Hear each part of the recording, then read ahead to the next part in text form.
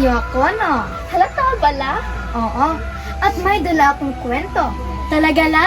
Oo. Pakikuha ng libro. Ito la? Oo. Ibong Adarna? Ano yan? Malalaman niyo rin.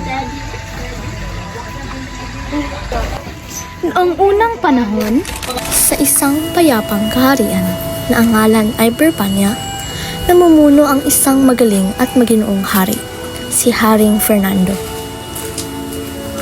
Kasama niyang namumuno ang kaniyang kabiyak na si Reyna Valeriana, isang mapagmahal at minamahal na reyna ng Birbania. Silang dalawa ay biniyayaan ng 3 binatang matitikas na sa paglaon ng panahon ay naging mga pantas. Si Don Pedro na panganay ay may tindig na pagkainam.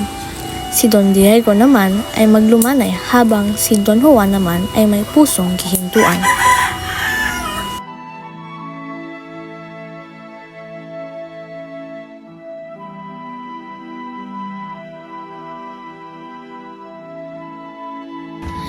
Ang paghawak ng kaharian at bayan upang mga ito'y paglilingkuran ay aming naiibigan.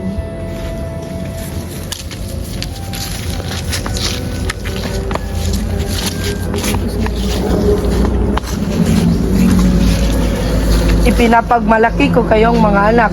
Mabuhay ang 3 prinsipe! Isang gabi, nang mahimbing na matulog si Don Fernando, napanaginipan niya ang kanyang bunsong anak na si Don Juan. Di umano, ito'y nililo at pinatay ng 2 tampalasan.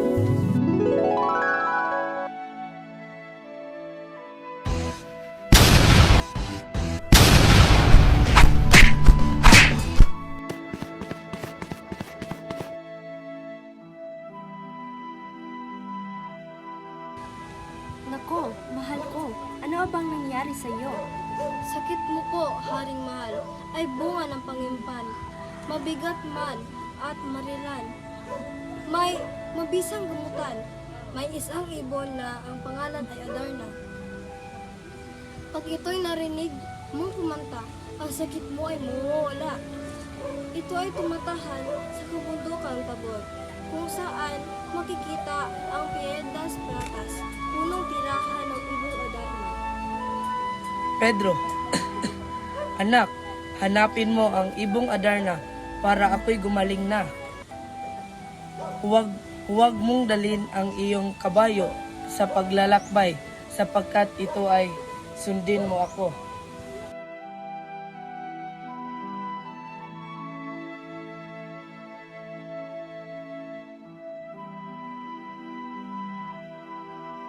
Sa kasamaang palad, sumuway sa utos ni Don Fernando si Don Pedro.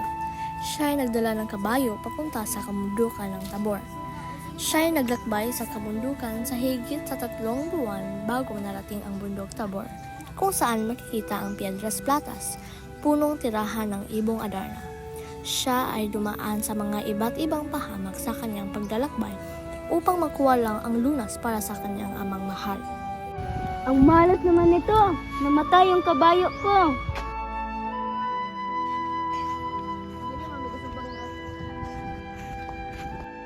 Hanggang sa Natanaw ko na ang Piedras Platas. Ang ganda pala ang kapaligiran nito, lalo-lalo ng itong punong nito.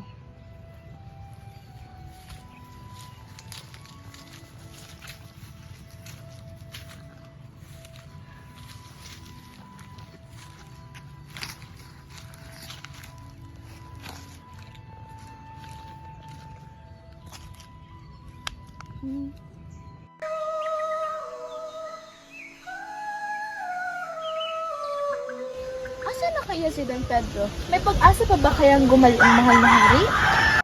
Don Diego, matagal na tayong naghihintay para sa pagbabalik ng iyong nakakatandang kapatid na si Don Pedro.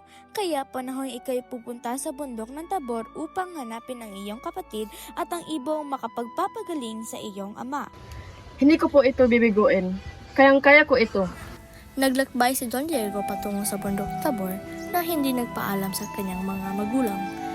Inabot ng 5 buwan ang paglalakbay ni Don Diego bago nakarating sa patutunguhan. Dumaan muna siya sa hirap bago nakarating sa Piedras Platas. Hanggang lahat naman ang puno na ito.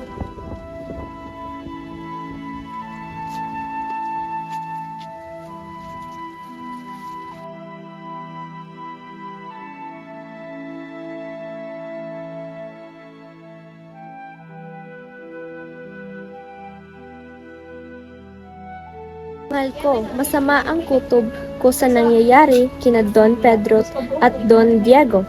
Ano ba ang dapat gawin natin? Anak, ikaw na lang ay ang aking pag-asang ako'y gumaling na sa pamamagitan ng paghahanap sa mahiwagang ibong Adarna. Ama, gagawin ko ang aking makakaya. Paalam po sa inyo.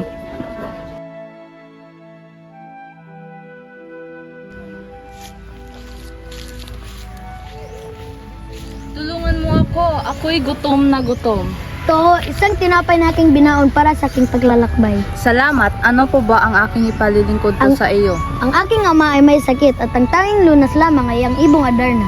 Pagdating mo sa puno ng Piedras Platas, pumunta ka sa dampang maliit. Kumatok ka at iyong kasagutan ay masasagot. Maraming salamat po. Nagdaan pa ang ilang oras bago niya matuntun ang punong kanyang hinahanap. Tumuloy ka! Halika't sumalo sa amin sa pagkain. May isang matandang ermitanyo na nagsabi sa akin na ako'y pumunta rito parang ikay tanungin. Ano ba ang maipaglilingkod ko sa iyo? Saan ko makikita ang pinakamagandang ibong Adarna?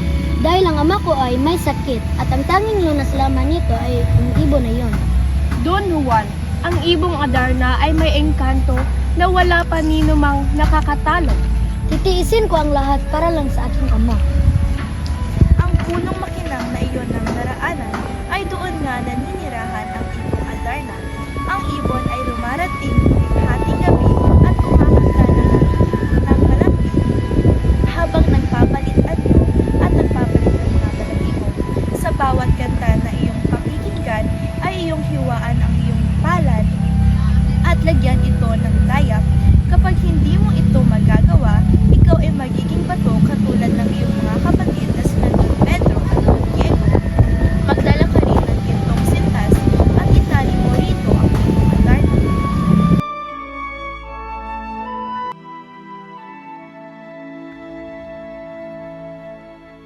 Ikaw ba isang Diyos na sekreto? Ikaw ba anak ni Jesus na may kapangyarihan? Ang mahiwagang ermitanyo! Don Juan, ika'y humayo na sapagkat oras na ng pagdating ng ibong Adarna. Ngayong nasa akin na ang ibong Adarna, panahon na para iluwas ko ang aking ama at ang aking mga kapatid.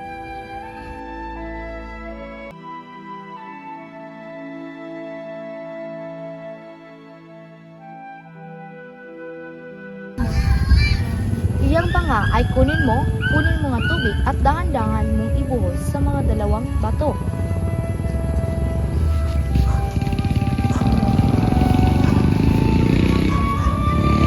Salamat at kami ay binungay mo.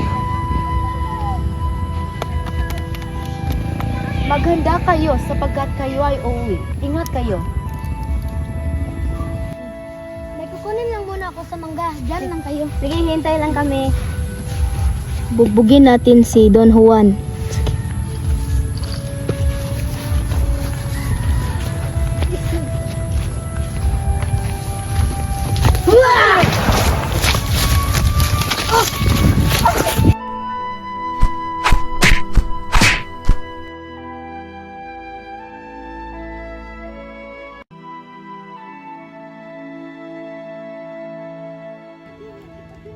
Mahal kong ama, kami narito na at dala ang ibong makakapagamot sa iyong karamdaman. Nasaan si Don Juan? Ama, hindi po namin alam kung saan ang aming kapatid. Ngunit bumalik kami upang kayo ay gamutin. Oh, ibang Adarna, ikaw yung kumanta na. Ano ang nangyari? Prinsipe! Malubhay ang sakit! Hayaan mo gamutin ko ito! Ilang araw ang nakalipas, maginhawa at handang umuwi na si Don Juan dahil sa tulong ng ermitanyo.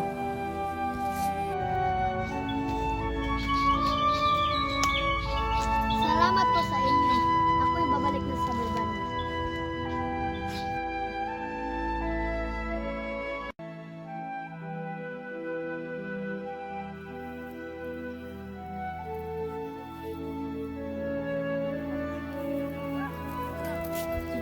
Ama, ako'y nandito na. Anak ko, ako'y maligaya sapagkat ikaw na'y bumalik.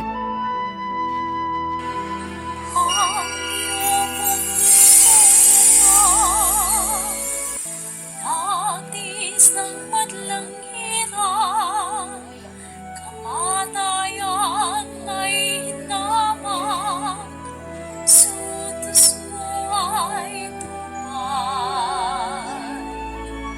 Iyong anak mong dalawa, inutusan ng una, kabiguan ng nakuha, kapwa naging bato sila. Sila nga'y binusan lamang ng tubig ng merong lalang, nang mamasay ng buhay at sa bato'y nagsingaw.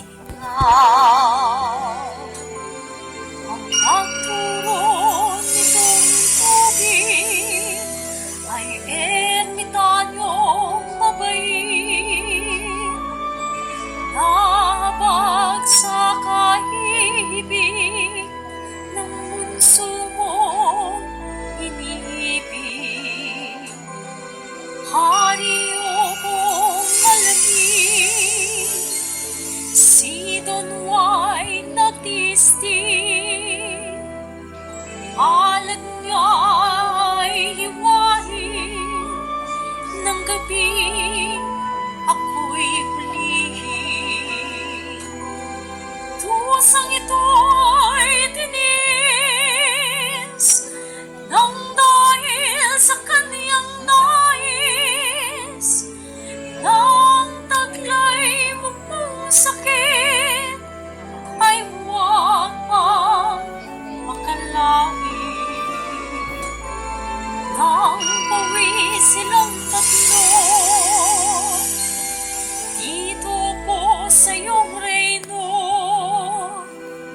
nagbilin ng ermitanyo, huwag nawang may maglino.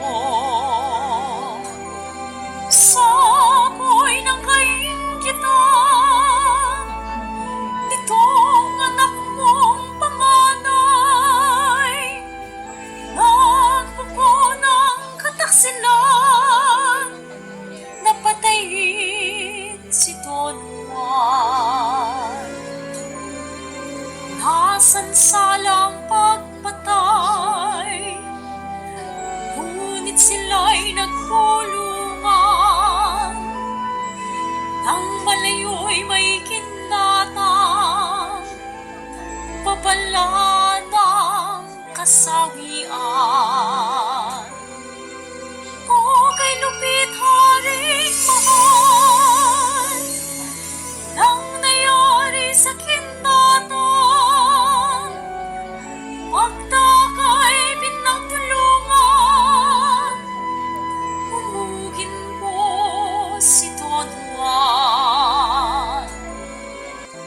Kaya lamang tinigilay ng malugmok na't walang malay, umiwan sa kaparangan, at ako nga ang tinaglay. Sa habag ng buong Diyos, sa prinsipe ay tumulong, ang isang ugot-ugot na matandang mangkakao. Sa himala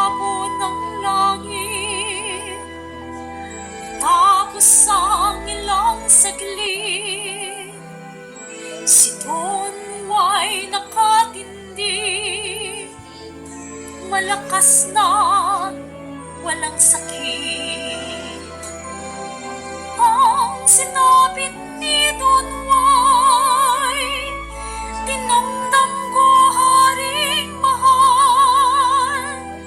Kaya nga po kayo na lang, yaring dusa kalubayan.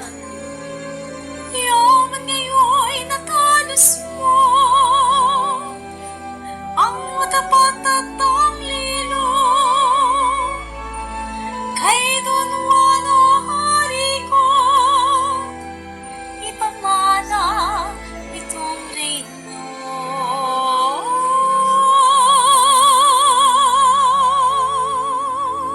Mahal ko, ano na ngayon ang iyong pakiramdam? Ako'y bumuti na. Ang ganda ng aking pakiramdam. Haring Don Fernando, si Don Juan po'y nagtiis ng madlang hirap, kamatayan ay hinamak at sa utos mo'y tumupad. Siya po'y tinagsil ng iyong mga anak na si Don Pedro at Don Diego. Don Pedro at Don Diego, ano ang pumasok sa inyong isipan at nagawa niyo ito sa sarili niyong kapatid? Ito'y hindi katanggap-tanggap. Dahil diyan, kayo ay aking tanggalan ng kapangyarihan dito sa Berbania at kayo ay ipapatapon sa malayong lugar. Ama, huwag na po kayong magalit. Mga kapatid ko ay aking pinapatawad. At sana'y patawarin niyo po sila, Ama. Ako ay nakakasiguradong hindi muli sila gagawa ng anumang bagay na hindi kanais-nais. Dahil sa iyong kahilingan, anak, Don Pedro, Don Diego, kayo ay aking pinapatawad. Pero sa susunod na mangyari ito, kamatayan na ang hatol ko. Napagkasunduan ng magkakapatid na bantayan nila ang Adarna. Tigta-3 oras sila sa pagbabantay. Maayos na sana ang lahat, pero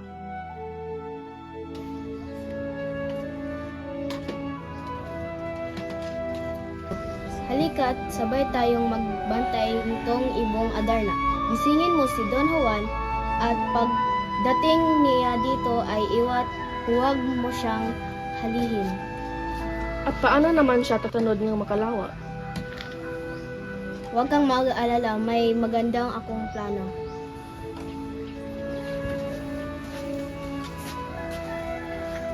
Juan, gumising ka na. Hay nako, ang sarap ng tulog ko kagabi.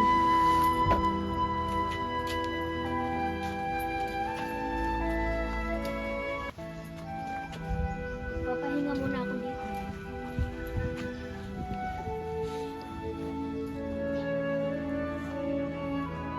pagkagising ni Don Juan,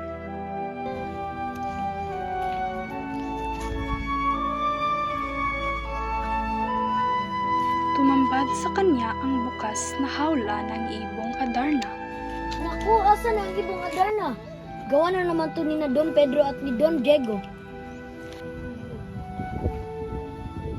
Bago magmitak ang umaga, si Don Juan ay umalis na upang pagtakpan ang ginawang kasalanan ng mga kapatid. Nasaan na ang ibong Adarna? Ama, hindi pa namin alam. Ang alam lang namin ay si Don Juan ang iyong huling nagbantay sa ibong Adarna. Mga anak ko, hanapin niyo ang inyong bunsong kapatid na si Don Juan. Mga bukid, burol, bundok, bawat dako'y sinulugsog upang hanapin si Don Juan, ngunit sila'y walang nakita. Wala si Don Juan. Ako'y pagod na pagod. Nasaan na kaya siya? Lakad, tanaw at silip ang kanilang ginawa, ngunit wala pa ring nakita si Don Juan. Hanggang sa nakita na rin si Don Juan sa Armeniang kabundukan. Itong bundok ng Armenia ay isang pook ng maganda at napapaligiran ng tanawing kaaya-aya. Sa Armenia tumahan si Don Juan upang doon pagsisihan ang nagawang pagkukulang. Ang ganda pala ng lugar na ito. Gusto kong tumira dito. Pedro, ako'y nahiya na sa ating kapatid na si Juan. Ang dami ng mga masasamang bagay ang ginawa natin sa kanya. Diego, dapat ibulong mo na lang sa hangin ang iyong naramdaman kay Juan. Masaya silang naninirahan sa Armenia nang ipasyang akyatin nila ang bundok na hindi pa nila nahahalughog. Ang balon na ito ay may hiwaga. Kunin niyo itong tali at ihugos ng dahan-dahan. At huwag niyong bibitawan hanggang sa aking sasabihin. Ako ang dapat mauuna. Wala kang karapatan kasi ako ang iyong panganay.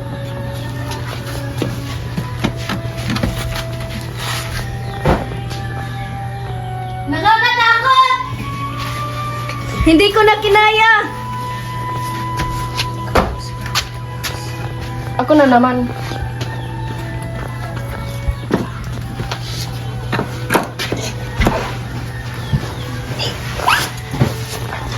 Alin dito, di ko na kaya.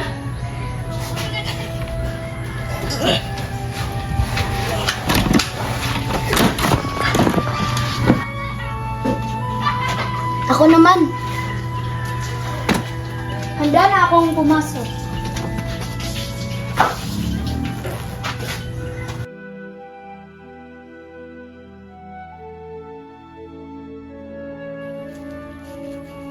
Oh, mahal na prinsesa, ang ganda mo'y nakakasilo. Gusto kong ipahayag sa iyo ang aking pagmamahal. Tanggapin mo ang aking puso. Pusong naglahoy nagtaksil ka sa akin. Hindi kita kayang ipagtaksil dahil ang buhay ko ay para sa iyo. May isang higanteng nagbabantay sa akin. Kailangan mo siyang may patalo bago ako'y mapasa iyo. Gagawin ko ang lahat para sa iyo. Uy, Kate, nasan ka na? Sinong kutong lupa na nagtangkang ipalabas ang prinsesa?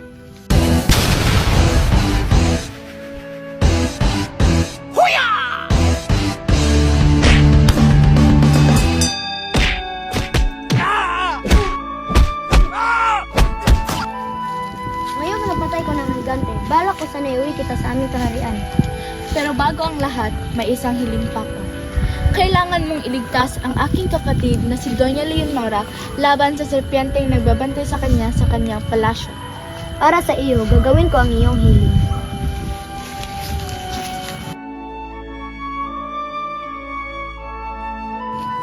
Sino ka at ano ang iyong kailangan? O magandang prinsesa, ako si Don Juan at akin kitang ililigtas labanan sa serpiente.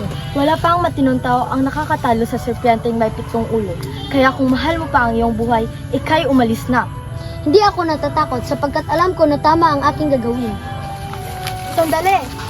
Kung gusto mo talagang kalabanin ang serpiente, tanggapin mo ito. Sa gantong paraan, mapapatay mo ang serpienteng may 7 ulo. Salamat. Serpiente, lumabas ka at harapin mo ako!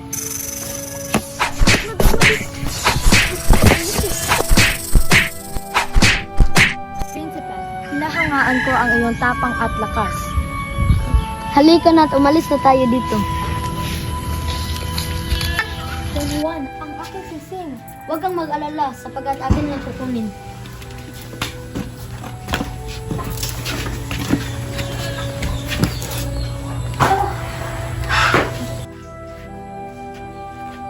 Huwag! Ama, walang burol, nayot bundok na di namin nahalughog. Sinayasat namin ang bawat tumok, sapa, batis at ilog. Ngunit, hindi pa namin nakita ang iyong minamahal na si Don Juan. Nasaan na kaya ang aking minamahal na si Don Juan? Hindi ito maaari. Ama, sila pa yung magkapatid na prinsesa. Sa balon po tumitira. Si Leonora ang aking minamahal at si Don Diego nais ikasal din kay Doña Juana. Hari, nais ko sana maghintay kayo ng 7 taon dahil doon din ang mga taon na naghintay ako upang makalimot ako sa mga nangyari sa aking mga magulang. Ang iyong kahilingan, Doña Leonora, ay aking pakikinggan. Ikaw naman, Doña Juana, maghanda ka na sa 9 na araw ay ikakasal ka na kay Diego. Ituro niyo sa kanila ang kanilang silid. Aking alagang lobo, nais ko sana na iyong gamutin si Juan.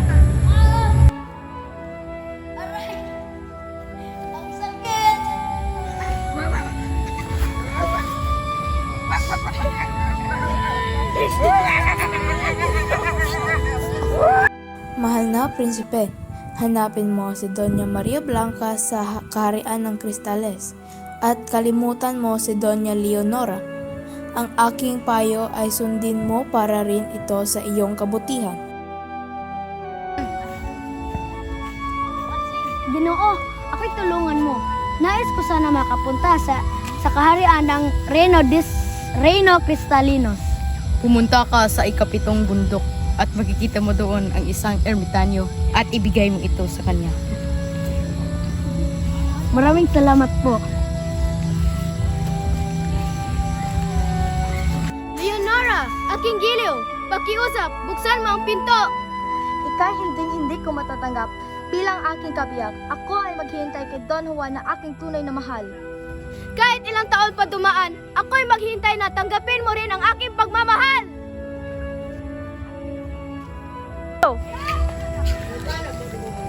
Malis ka dito! Hindi ako tumbag ng mga estranghero! May nais lamang akong ibigay sa inyo. Ako'y nag-aalak na aking nakita ang bara na ito. Patawad sa aking inasal. Ano po ang aking maipaglilingkod ko sa iyo? Marangal na ermitanyo, saan ko ba makikita ang kaharian ng Reino de los Cristales? Ang kasing ganda. Kaibigan ko, maaari mo ba ihatid ang ating kaibigan sa Reino de los Cristales? Patawarin mo ako. Handa na akong tumanggap sa aking parusa. Ngunit ako si Don Juan, anak ng hari ng Bourbania. Bakit ka ba nandito? Kailangan kitang hanapin para matupad ang aking misyon. Isusumpa kita. Sa oras na makakita ka ng mga ibang babae, ay hindi mo na makikilala si Maria Blanca.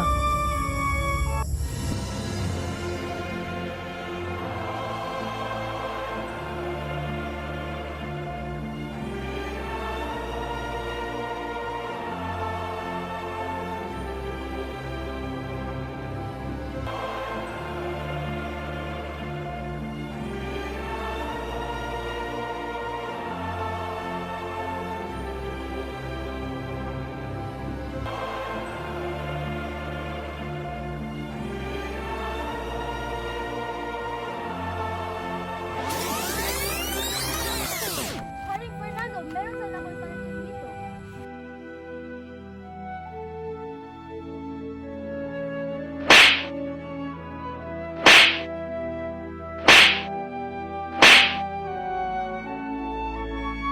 Doña Leonora at Don Pedro, tanggapin niyo ang trono ng Bourbania.